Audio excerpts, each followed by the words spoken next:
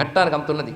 యస్త్వేతద్భగవత ఈశ్వరస్య విష్ణోః వీర్యాఢ్యం వృజినహరం సుమంగళంచ ఆఖ్యానం పఠతి శృణోత్యనుస్మరేద్వా దుష్కీర్తిం దురితమపోహ్య యాతి శాంతం. భాగవతం దగ్గర పెట్టుకుంటే అది కల్పవృక్షం లాంటిదండి. ఏదైనా ఒక సమస్య మనకు బాధించేటప్పుడు, ఎందుకంటే సమస్యలను ఒక్క రకంగా ఉండవు, ఎవరి సమస్యలు వాడికి తెలుస్తూ ఉంటాయి.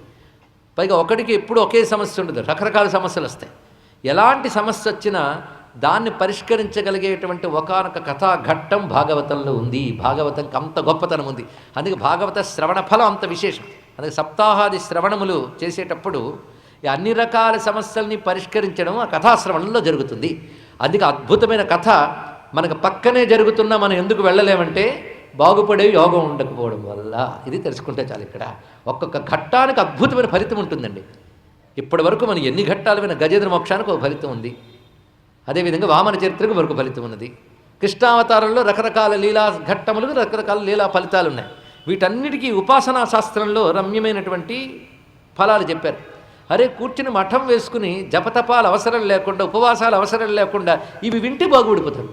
అందుకే కలియుగంలో అన్ని సాధనలు చేయలేరు కనుక కనీసం భాగవతం వింటే బాగుపడతారని చెప్పారు ఇక్కడ. అది కూడా వినలేక అందులో మధ్యలో మళ్ళీ లోకవాసనల కోసం వెళ్ళిపోయామంటే ఈశ్వరానుగ్రహానికి ఎంత దూరంగా ఉన్నామో ఆలోచించుకోవాల్సిన అవసరం ఇక్కడ. ప్రతి ఘట్టానికి ఒక ఫలితాన్ని చూపిస్తున్నాడు. ఏవో అలా చెప్తారు కానీ అనుకునే వాళ్ళు ఎవరు ఇక్కడ లేరని నేను అనుకుంటున్నాను. అందరూ విశ్వాసం కలవాళ్లే ఉన్నాం. పైగా ఈ ఫలితాలన్నీ శుకుడికి కావాలా? చెప్తున్నవాడు సుఖయోగింద్రుడు, ఆయనకి కావాలండి ఫలితం అక్కర్లేదు. కృష్ణుడే కావాలని మఠం వేసుకుని 7 రోజుల్లో వెళ్ళిపోతున్నాను కదా అని కూర్చొని పరీక్షిత్తుకి కావాలా? ఆయనకి అక్కర్లేదు. మరెందుకు? మన కోసమే. మన కోసం అంటే నువ్వు పుచ్చుకున్నా పుచ్చుకోపోయినా దీనికి ఫలితం ఉంటుంది. సకామంగా వింటే ఈ ఫలితం ఉంటుంది. ఇంకా పక్వ చిత్తం రానంత వరకు ఇవి వింటే ఇవి వస్తాయి. పక్వ చిత్తంతో భక్తితో విన్నామనుకో, ఇవి అక్కర్లేదని పక్కకు తోసేసావు కనుక ఆయన తననే ఇచ్చుకుంటాడు, నీకు భక్తినే ప్రసాదిస్తాడు ఇక్కడ. అదే భాగవతం సకామంగా వింటే ఇహలోక పరలోక సిద్ధులు లభిస్తూ క్రమక్రమంగా ఎప్పటికో చిత్తశుద్ధి భగవద్భక్తి లభిస్తుంది. అది నిష్కామంగా వింటే భాగవతం సద్యఫలంగా భగవత్తత్వాన్ని మనకు తెలియజేస్తుంది.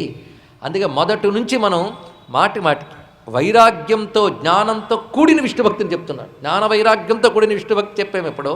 భాగవత కథాశ్రవణం చిత్తశుద్ధినిచ్చి లోపల భగవత్తత్వ స్ఫురణని ప్రకాశింపజేస్తుంది. ఇది భాగవతానికి. అంటే ఇవాళ ఈ కొద్దిసేపు చెప్పినది భాగవతం మొత్తానికి సంబంధించిన ఒక మహా అంశాన్ని మనకు వ్యాసుని అనుగ్రహం చేత గ్రహించేమని తెలుసుకోవాలి. ఇక్కడ భాగవత ఫలశ్రుతిని మనం 2 రకాలుగా చెప్పు. సకామంగా ఉన్నదానికి, నిష్కామంగా ఉన్నదానికి భాగవతం ఇచ్చే ఫలశ్రుతి. అది విన్నఘట్టమైన వినాలి. ఎందుకంటే పొందిన దుఃఖమే మళ్ళీ పొందుతున్నాం కనుక ఆ దుఃఖం పోవడానికి విన్న కథని మళ్ళీ వింటూ ఉంటే, తిన్న అన్నమే మళ్ళీ ఎలా తింటున్నామో విన్న విష్ణు కథ మళ్ళీ వింటూ ఉంటే బ్రతుకు బాగుంటుంది. ఇది తెలుసుకోవాల్సింది.